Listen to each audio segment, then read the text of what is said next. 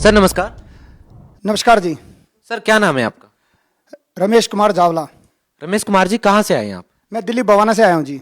Sir क्या करते हैं आप? मैं एक्स आर्मी हूँ, सुविधा से रिटायर्ड हूँ और 30 साल नौकरी करके कार्यरत करके अपने घर पे अभी नेक्स्ट जॉब कर रहा हूँ जो बुराड़ी में है अभी। वहाँ पे मैं एज ए इंस्पेक्टर नौकरी करता हूँ।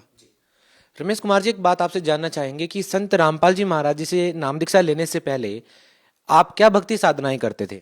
मैं हिंदू धर्म में प्रचलित तकरीबन सभी पूजाएं करता था। जैसे माता वैष्णो के नवरात्रे रखना, वो भी मैं रखता था 9 दिन, और छोटी छोटी बच्चियों के पांव धो करके और अपने पूरे व्रत को पूरे 9 के 9 दिन निभाता था। साथ में हनुमान जी की भी और दुर्गा माता की भी, और जितने भी देवी देवता थे मेरे मंदिर के अंदर सारे के सारे सजे हुए थे, और मैं शाम को उनकी ज्योत भी लगाता था। और यहाँ तक कि हनुमान जी जो प्रचलन में हमारे हिंदू धर्म में हमेशा से रहे हैं, उनके मैं प्रॉपर जो है हनुमान चालीसा, उसमें एक आता है 7 बार पाठ कर जो ही, ऐसा उसमें वर्णन आता है। तो मैं 7 बार भी जो है एक दिन में उसका जो है पाठ किया करता था श्री हनुमान जी का। तो सर फिर संत रामपाल जी महाराज जी के शरण में आप कैसे आए, जो कि आप भक्ति पहले कर ही रहे थे? जी,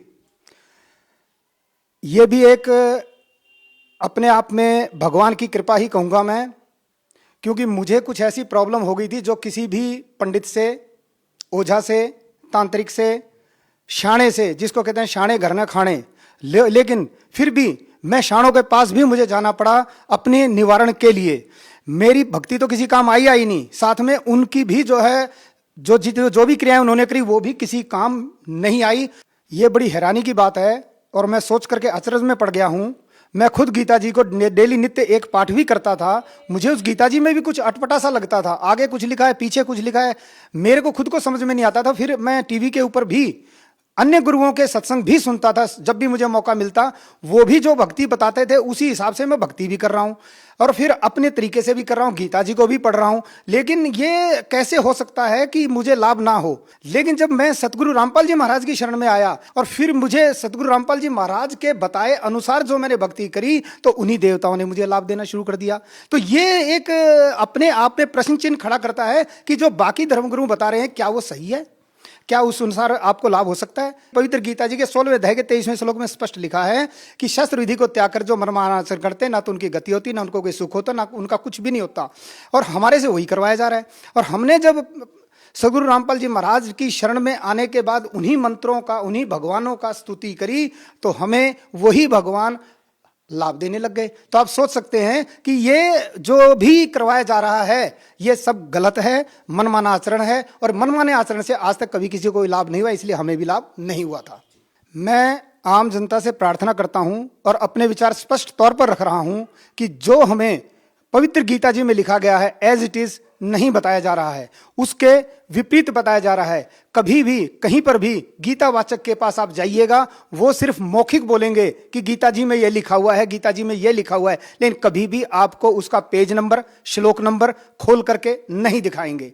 लेकिन ये काम हमारे सदगुरु रामपाल जी महाराज ने खोल करके दिखाया है, प्रमाणित करके दिखाया है कि जैसे पवित्र गीता जी के 7वें अध्याय के 15वें श्लोक में स्पष्ट लिखा है, तीनों गुणों की भक्ति करने वाले, यानी कि तीनों देवताओं की पूजा करने वाले, आसुर स्वभाव को धारण किए हुए मनुष्यों में नीच, दुष्कर्मी, मूढ़ लोग मुझे भी नहीं भजते, ये गीता ज्ञानदाता प्रभु यानी कि ब्रह्मदेव स्वयं ज्ञान दे रहे हैं। तो इसीलिए हमें जो मनमाने आचरण से, जो अपनी मनमाने तरीके से जो प्रवचन करते हैं, उन सभी से भी प्रार्थना है कृपया करके सही रास्ता और सही विधि को अपना करके ही हमें भक्ति करें, जो कि सदगुरु रामपाल जी महाराज जी हमें बता रहे हैं। लेकिन अन्य जो धर्मगुरु हैं वो हमारे को कभी भी इस सच्चाई से अवगत नहीं होने देते और हमारे को इससे दूर ही रखते हैं, बाकी अपनी अन्य कथाओं में उलझा करके, और हमारे को ऐसे ही भक्ति करवाते रहते हैं और अपने ही जाल में फंसा करके रखते हैं कुल मिला के। और ऐसे ही वेदों के बारे में आप देख सकते हैं कि वेदों में साफ और स्पष्ट लिखा हुआ है कि वो पूर्ण परमात्मा हमारे पाप कर्म काट सकता है। जितने जो संत हैं यही बोलते हैं कि जी ये पाप कर्म है, आपको भोगना पड़ेगा, जबकि सदगुरु रामपाल जी महाराज कहते हैं कि पाप कर्म पूर्ण परमात्मा काट सकता है और उसकी भक्ति से ही कट सकते हैं। सर अब आपसे ये जानना चाहेंगे कि संत रामपाल जी महाराज जी आपको बताते हैं कि पापक्रम कट सकते हैं भक्ति करने से। क्या संत रामपाल जी महाराज जी से नाम दीक्षा लेने के बाद आपको क्या कोई लाभ मिले? जी, मैं आज जो आपके सामने खड़ा हूं जीवित और स्वस्थ, ऐसा सदगुरु रामपाल जी महाराज ने करके दिखा दिया। मेरी मृत्यु 2008 में हो जाती, क्योंकि यह मैं इसलिए कॉन्फिडेंस से कह सकता हूं क्योंकि मैं एक के पास, दो के पास, तीन के पास, कईयों के पास गया, सभी ने एक ही जवाब दिया कि भाई आपको यह समस्या, एक प्रेत बाधा थी मुझे। उसी प्रेत बाधा के अंतर्गत मेरे पिताजी चले गए इस दुनिया से, और वो उसके बाद मेरे को पकड़ लिया, और मैं एक फौजी होने के नाते मुझे पता था कि मैं फिजिकल फिट हूं और मेरे को ये शारीरिक कोई भी प्रॉब्लम नहीं हो सकती, इसलिए मैं डॉक्टर के पास कभी भी नहीं गया। मुझे पता था कि मेरे को समस्या क्या है, इसलिए मैं इस रास्ते को नहीं मानता था, लेकिन फिर भी मेरी मजबूरी बन गई कि मुझे जाना। मैं उनके पीछे गया, मैं शाणे के पास भी गया, एक शाणे के पास गया, मैं वहां पर उससे पूछा कि भी कैसे कैसे करना, चावल लेना है, इसको खिलाना है, वारना है। तो मेरे दिमाग में प्रश्न उठता था कि भी मैंने वारना क्यों है। तो बोला ठीक है, अभी बोला है तो बस मन मार करके मैं जाता था। कुत्ता भी मेरे से डरता था। आज मैं आपको अगर बताऊं तो शायद कोई जो भी मेरे को सुन रहा होगा पता नहीं यकीन करेगा कि नहीं करेगा। कुत्ते को मैं रोटी खिलाने के लिए जाता था, कुत्ता मेरे हाथ से रोटी नहीं खाता था, कुत्ता भी मेरे को डर करके मेरे से भागता था।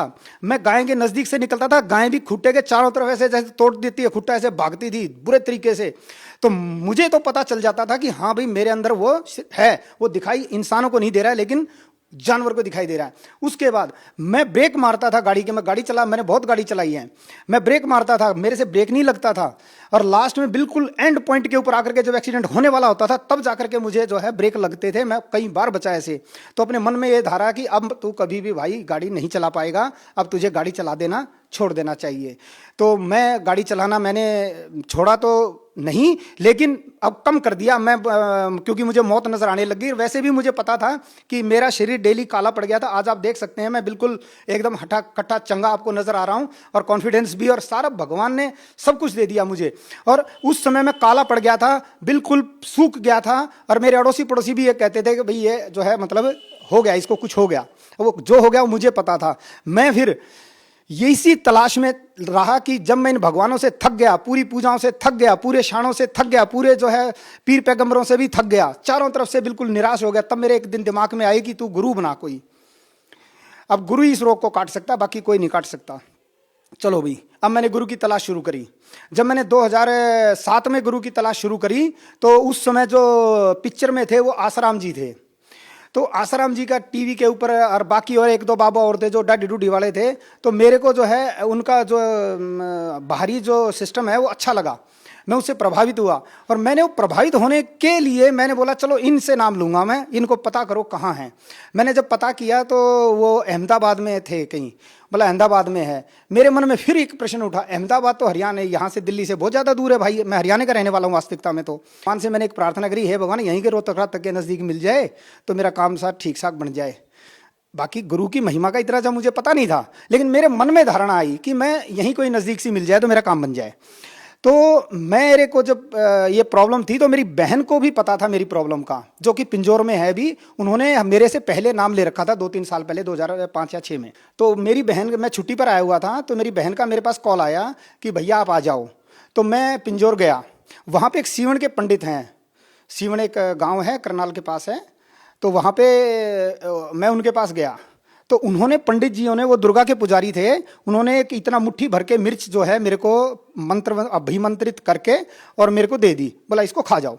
मैंने उसको खा लिया क्योंकि मेरे को डर था। मैंने जैसे ही उसको खाया, खाते ही मुझे वो ना तो चरचरी लगी ना कुछ लगा। मैंने उसको जैसे ही उसको खाया, मेरे मुख से ऐसे कुछ बाहर निकला, जैसे कुछ एकदम फक ऐसे, और जैसे ही वो मुख से जैसे हवा सी निकलती है वैसे निकला, तो मैं बिल्कुल स्वस्थ हो गया। मैंने बोला पंडित जी मैं तो बिल्कुल सही हो गया हूँ, मेरे को तो कोई प्रॉब्लम ही नहीं है, अब तो मैं घोड़ा दोबारा से बन गया। बोला ठीक है जी। उसने कुछ नहीं बोला, उसने फिर हमारे को सच्चाई बताई कि भाई वास्तविकता ये वही बताई जो पहले किसी ने मुझे बता रखी थी, भाई आपके जो है प्रेत जो है बाधा है। तो मैं उसकी बात को मान करके चलो जी इसको दूर करो। फिर वो बोले जी इसका आपके घर पे तो भागवत गीता की पाठ करनी पड़ेगी। मैं बोला जी अभी तो करवाए थे मैंने, 25,000 रुपये लगे मेरे उसमें। बोले वो फेल हो गए, अब दोबारा कराओ। ठीक है भी, हम दोबारा करा देंगे, कोई बात नहीं। हमने सभी ने जो है प्रोग्राम करके दोबारा फिर भागवत गीता के, मैंने छुट्टी भी ली। 7 दिन हनुमान मंदिर के ऊपर एक बड़ा हमारे यहाँ नहर है, वहाँ पे उन्होंने रखा पाठ। मैं डेली सुबह उनके लिए फल फ्रूट वगैरह वगैरह सब कुछ लेके जाता और वहाँ पे हमारा पाठ हुआ। उसके बाद भी जो है मेरा कुछ राहत जरूर मिली, लेकिन वो राहत फिर नहीं मिली। 2-4-10 दिन के बाद फिर मैं वो पंडित जी को बोला, मैं कहा पंडित जी फ़ोन करके मेरा तो जो है काम बना नहीं। वो बोले जी 42 दिन का पीरियड है, आप थोड़ा सा इंतजार कीजिए। चलिए जी ठीक है। फिर एक और पंडित था उन्हीं के साथ में, उन्हीं की टीम में जो है, वो बोला जी तो आप मेरा नंबर ले लो, आपको कोई तकलीफ होती है ना तो मेरे को कॉल करो। तो मैं उसी को कॉल करता था, तो वो मेरे नाम के कोई मंत्र जाप करता था, मुझे थोड़ा बहुत राहत उससे। मैं लेह में था उस समय, क्या बोलते हैं उसको, पानी के अंदर सिंदूर डाल करके सुबह सुबह जो है सूरज को देना होता है, तो मैं वो कार्रवाई करता था, सवेरे उठ जाता। और उसके अलावा भी मेरे को जो है जो भी मंत्र वगैरह छोटा मोटा दे रखा था तो मैं उसको, लेकिन फिर भी मुझे इतनी ज़्यादा राहत नहीं मिल रही थी, लेकिन मैं लगा जरूर था क्योंकि और कोई चारा मेरे पास था ही नहीं। तो वो पंडित जी कुछ करता तो था, फिर उसके पास इन्वर्टर भी नहीं था। वो एक दिन मेरे को ज़्यादा तकलीफ हुई तो मैंने उसको फ़ोन किया, तो बोला जी मैं आपके नाम कैसे जपूँ, मेरे पास तो इन्वर्टर भी नहीं है, मेरे पास यहाँ लाइट नहीं है, हरियाणा में लाइट नहीं रहती। मैंने उसको 6,000 रुपये के करीब जो है इन्वर्टर के भी पैसे दिए, उसके अकाउंट में डाले कि भी ठीक है भी आप 6,000 रुपये ले, इन्वर्टर खरीद, लेकिन मेरे नाम का जाप कर। तो उसने जाप किया, तो फिर भी वो जो है राहत कंप्लीट ना ही मिली। इसी दौरान फिर मेरे बहन का कॉल आया, जो कि मैंने आपको बताया, और मैंने फिर बहन ने क्या किया, मुझे एक परमेश्वर का सार संदेश है, इतनी मोटी किताब है परमात्मा की, सदगुरु रामपाल जी महाराज के द्वारा लिखित जो है, और उसके ऊपर कुछ भी मूल्य नहीं था, सिर्फ यही था कि पढ़ो और पढ़ाओ, और कोई मूल्य नहीं था। और उस पुस्तक को मैं लेकर के अपना, मैं उस समय जोधपुर में था पोस्टिंग, तो मैं वहाँ पर लेकर के उसको गया। मैंने भी पढ़ा और साथ में अपनी माता जी को भी पढ़ाता था मैं उसको। तो मैंने उसको पढ़ करके जब उसको पढ़ा, सारे को देखा, मैं बोला हाँ ये बाबा जी जो है ना, ये गुरु जी काम करेगा, ये ठीक है। मेरे मन में बार बार ये उठता था, हाँ ये जब जो ब्रह्मा विष्णु महेश की भी रेल बना दे, मैं कहा ये पक्का जो है कुछ ना कुछ कर सकता है, इसमें ताकत तो है। मतलब उस समय मैं सच्चाई जानता नहीं था, लेकिन इसीलिए यही भाव मेरे उत्पन्न होते थे। तो मैं अपना ठीक है भाई, मैंने माता जी को बोला भाई ऐसे ऐसे जाना है। तो मेरे को बहन ने बताया कि भाई भैया जी गुरुदेव जो हैं मई में आएंगे। मैं बोला ठीक है तब ले लेंगे नाम। तो मैं जून में गया, जून में जाकर के कबीर साहिब जयंती के ऊपर मैंने परमात्मा से, गुरु जी से, सदगुरु रामपाल जी महाराज जी से नाम दीक्षा प्राप्त की। उसके बाद नाम दीक्षा लेकर के मैं वापस अपने घर चला गया। जब मैं वापस अपने घर चला गया तो मेरे को 15 दिन तो रही जी राहत, 16वें दिन मेरे पेट में वही दर्द और वही समस्या दोबारा हुई। तो मैं ये सोचने लग गया कि हे भगवान, गुरु जी की सामने टीवी के पर संध्या आरती चल रही थी, ड्यूटी पे मुझे जाना था, मैं अपनी ड्रेस पहन करके ड्यूटी के लिए तैयार था, भोजन सामने रखा हुआ था, भोजन प्रसाद में ले रहा था, और गुरु जी के साथ में जो है संध्या आरती भी चल रही थी। मैं रो भी रहा था, खा भी रहा था, गुरुदेव को भी याद कर रहा था। हे भगवान ये क्या है, अगर ये रोग आपसे भी दूर नहीं हुआ ना, अब ये पृथ्वी पे किसी से भी दूर नहीं होने वाला। लेकिन हाँ, हे बंदी छोड़, हे भगवान, हे सदगुरु रामपाल जी महाराज, अगर मर जाऊंगा कोई दिक्कत नहीं है, मरना तो है ही एक दिन हमने, लेकिन ये दुख जरूर रहेगा। हे सदगुरु रामपाल जी महाराज आपका साथ मुझे कम मिला। बस इतना मैं अपने मन ही मन में भाव बना रहा था। विद इन 5 to 7 मिनट्स मेरा दर्द ये नहीं पता कहाँ चला गया। वो दिन है और आज का दिन है, बंदी छोड़ सदगुरु रामपाल जी महाराज की दया से स्वस्थ हूं, मस्त हूं, बढ़िया हूं, अच्छी नौकरी करके आया हूं और अच्छी ही नौकरी अभी कर रहा हूं। परमात्मा की ऐसी दया रही है मेरे ऊपर कि उसका मैं कोई गुणगान नहीं कर सकता, कोई बयान नहीं कर सकता। और तो और मेरे बच्चे को भी, मेरा लड़का, आप यकीन नहीं मानेंगे, क्या किसी भी बच्चे का अस्थमा ठीक हो सकता है? किसी का भी, किसी भी डॉक्टर साहब से पूछिए आप, नहीं हो सकता। अस्थमा ठीक होता ही नहीं है। सांस की बीमारियों कभी ठीक नहीं होती है। और उसके बाद उसके सिर में ऐसी पीप बनती थी जैसे फोड़े फुंसी की पीप होती है। मैं डेली उसको रेजर से जो है हर रगड़ता था, डिटॉल लगाता था, 2-4 दिन राहत मिलती थी, फिर वही पापड़ी लग जाती थी। कुल मिलाकर के बच्चे का जीवन बर्बाद था। सर्दियों में हमें डर लगता था, हे भगवान इसका सांस ना निकल जाए, ये मर ना जाए। इसकी मम्मी परेशान, मैं परेशान।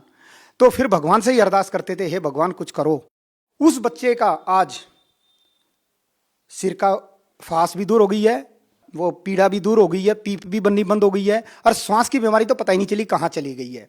और एक जो कभी ना ठीक होने वाली बीमारी भी उसकी ठीक हो गई। और वो फिजिकल में आज की डेट में कहीं पे भी किसी से पीछे नहीं है। वो फिजिकल में वो उसने बीएसएफ का फिजिकल क्लियर किया हुआ है यहाँ, यानी कि बीएसएफ में वो एज ए ऑफिसर भी, उसने सब इंस्पेक्टर भी क्लियर किया हुआ है, एज ए सिपाही भी क्लियर किया हुआ है। उसके बाद और भी जितने भी फिजिकल थे उसने सारे के सारे क्लियर किए हुए हैं। ऐसा बच्चा जो कि सांस की बीमारी है, आप सोच सकते हो कि वो कभी भी किसी भी सूरत में आगे, जिसका सांस ही फूल जाता है भागेगा क्या। लेकिन आज वो जो है बिल्कुल घोड़े के माफिक है मेरा लड़का। तो भगवान के द्वारा दिए गए लाभों की तो कोई कोई भी काउंटिंग नहीं है। सदगुरु रामपाल जी महाराज जी ने हमारे को इतने लाभ दिए, मेरे को भी लाभ दिया, मेरे बच्चे को भी लाभ दिया, मेरे परिवार को भी लाभ दिया, इतने लाभ दिए हैं मैं गिनवा नहीं सकता किसी भी सूरत में। सुबह से शाम हो जाएगी, शाम से फिर दोबारा सुबह हो जाएगी, लेकिन वो लाभ आप मैं गिनवा नहीं सकता। मेरे सदगुरु रामपाल जी महाराज जी ने इतने मतलब छोटे से लेकर के बड़े भी, यहां तक कि मेरे स्कूटर का जो है केबल भी टूट गया, बिना केबल के बिना ब्रेक के मैं अपने घर तक पहुंच गया। घर जाकर के मुझे पता चला कि तेरे स्कूटर का जो है केबल टूट गया है। तो ये आप सोच सकते हैं कि रास्ते में किसने ब्रेक लगाए भाई? तो सदगुरु रामपाल जी महाराज जी ने तो ब्रेक लगाए होंगे, और कौन लगाएगा? वो तो मेरे को घर पे जाके पता चला कि इसके ब्रेक नहीं लग रहे। वो सीधा जाकर के जब लगा उसमें दीवार में जाके टकराया। भारतीय सेना में एक शीर्ष पद पर बैठे एक अधिकारी की आस्था एक संत के ऊपर इतनी ज्यादा क्यों है? बेशक आप सही कह रहे हैं, इसमें कोई शक नहीं है कि हम देश की सीमाओं की रक्षा के लिए हैं और रक्षा कर रहे हैं, लेकिन हमारे शरीर की रक्षा कौन करेगा? हमारी रक्षा कौन करेगा? हमारे पाप कर्मों से हमें कौन बचाएगा? उसके कौन रक्षा करेगा? वो जो रक्षा है, सुरक्षा है, वो हमें सदगुरु रामपाल जी महाराज प्रदान कर रहे हैं। अब हमें अगर किसी भी प्रकार के पाप से बचना है, पाप के घेरे से बचना है, तो उस सीमा से भी रक्षा सदगुरु रामपाल जी महाराज कराते हैं। और ऐसा जो परोपकारी कार्य हमारे, और वो तो रक्षा एक बहुत समझो, भगवान कहते हैं कि रुंगे में है, यानी कि फ्री में है, लेकिन वास्तविक जो सुरक्षा प्रदान कर रहे हैं परमात्मा गुरुजी सदगुरु रामपाल जी महाराज, वो इस काल से छुटाने की है। यानी कि इस ब्रह्मांड से पूर्ण मोक्ष तो दुनिया बोलती है कि मोक्ष करा देंगे, मोक्ष करा देंगे। मेरे को भी पहले नहीं पता चलता था मोक्ष क्या चीज है, बाद में पता चला धीरे धीरे गुरुजी के सत्संगों से कि मोक्ष उसको कहते हैं जब ये जन्म और मृत्यु से छूट जाते हैं, उसको मोक्ष कहते हैं। तो ये जो सुरक्षा है, ये परमात्मा हमें दिलाते हैं। सीमाओं की रक्षा से ज्यादा तो हमारी आत्मा की रक्षा सदगुरु रामपाल जी महाराज कर रहे हैं। और आने वाले समय में, अभी तक तो हुआ नहीं, आने वाले समय में भी शायद ही कभी कोई संत हो जो इस तरीके से आपकी रक्षा कर सके। इसीलिए आज पूर्ण मौका है, संपूर्ण मौका है। इस मौके को अपने जीवन काल रहते हुए, यानी कि अपने मनुष्य जन्म के रहते रहते समझ जाओ, जिससे कि आप इसका लाभ उठा सकते हैं और सदगुरु रामपाल जी महाराज आपको वो सुरक्षा प्रदान कर देंगे जिसके लिए हमारे को ये मनुष्य शरीर दिया गया है। कल मुझे एक ऐसा भगत जी मिला, उसने मेरे को हमारी किताब जब मैंने उसको बताया, बोला जी इतने नंबर पे ऐसा ऐसा लिखा है, दिखाओ भाई क्या लिखा है।